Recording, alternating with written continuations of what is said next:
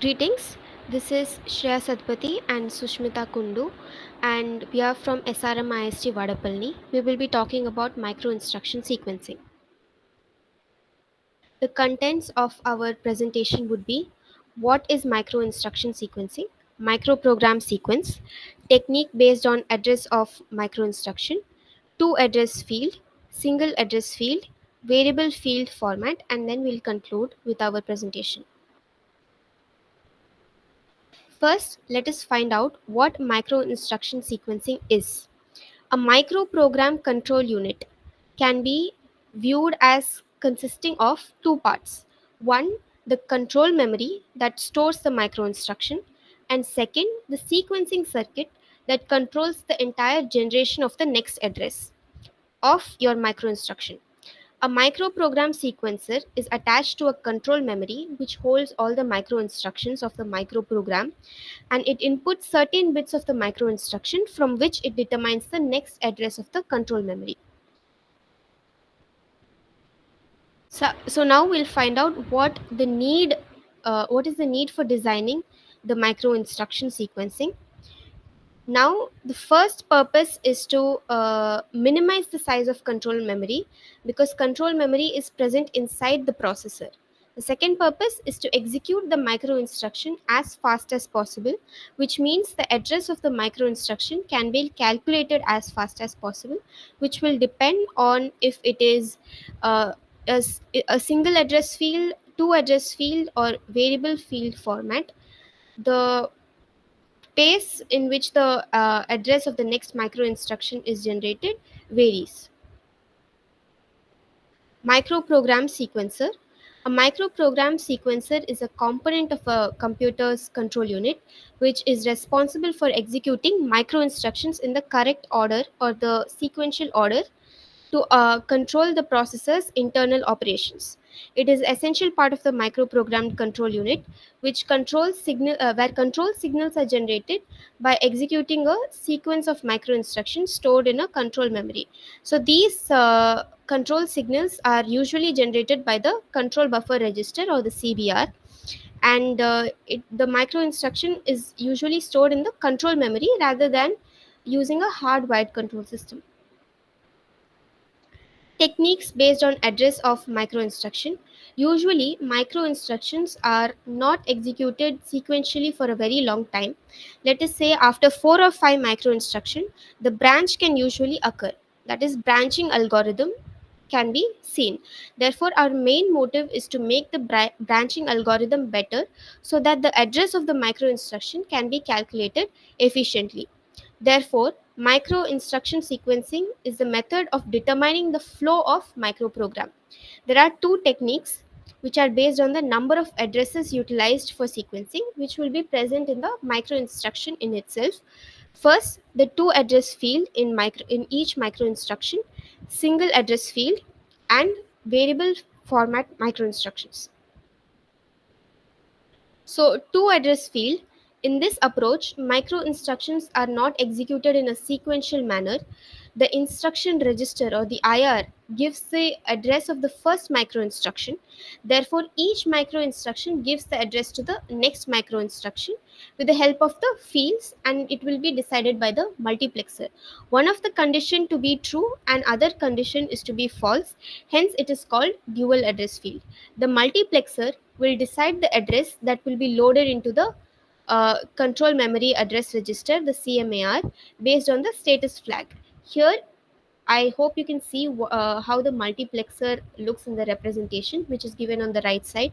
Here, lots of control memory is wasted because at least one of the address field is not required in many micro instruction. Here we see a representation. I hope it is visible. So here you can find, let us look into the representation of the microprogrammed control unit, which has two address fields. The first is the control address register, the CAR, and the second is the address decoder. You see the control memory, which holds the or stores the micro routine program, which is a set of micro instruction. Then we see the CBR, that is the control buffer register, which has a control and two address fields, the address 1 and address 2.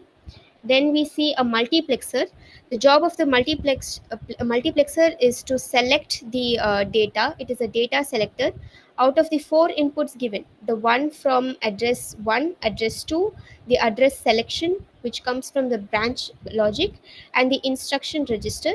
Out of these four, any one will be selected with the help of the branching logic and the address selection, that will give the conditions that is required to satisfy for the selection of the next address of the micro instruction.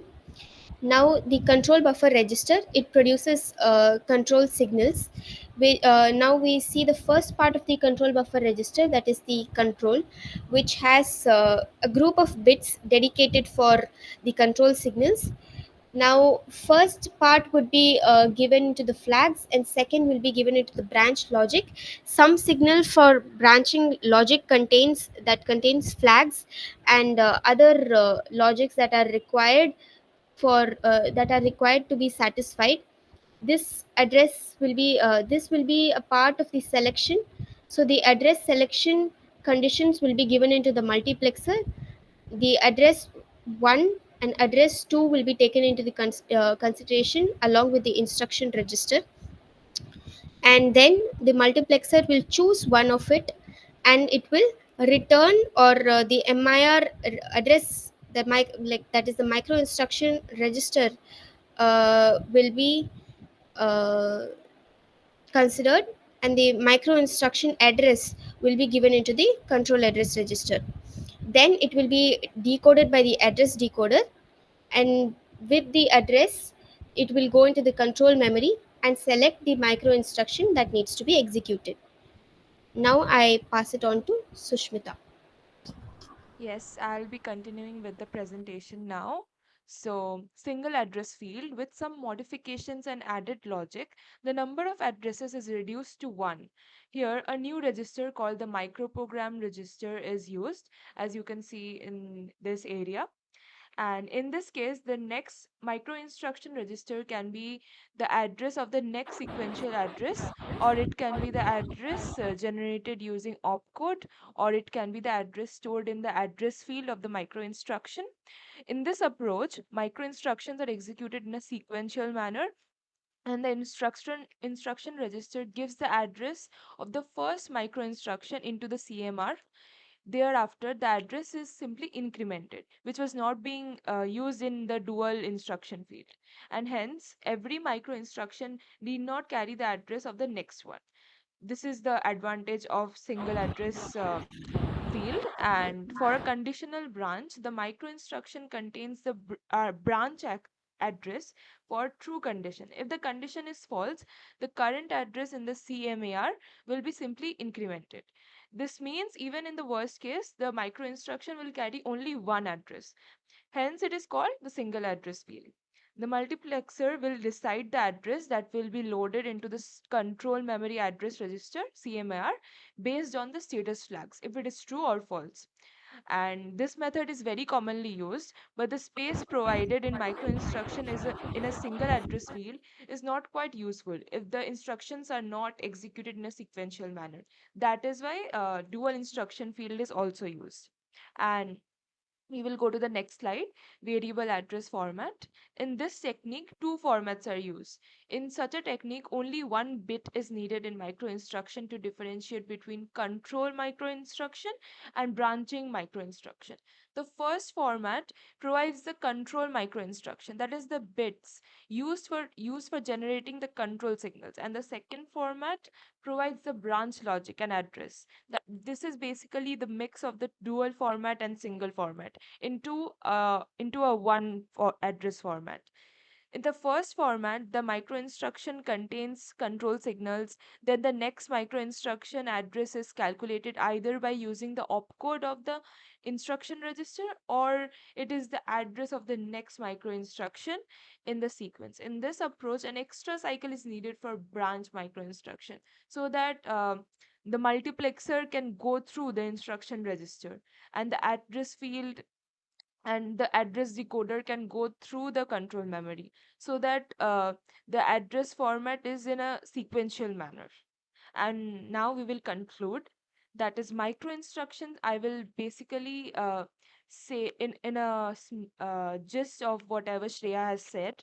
Micro instruction sequencing is a fundamental process in micro program control units within a CPU. It defines the order in which the micro instructions are executed to implement machine level instructions.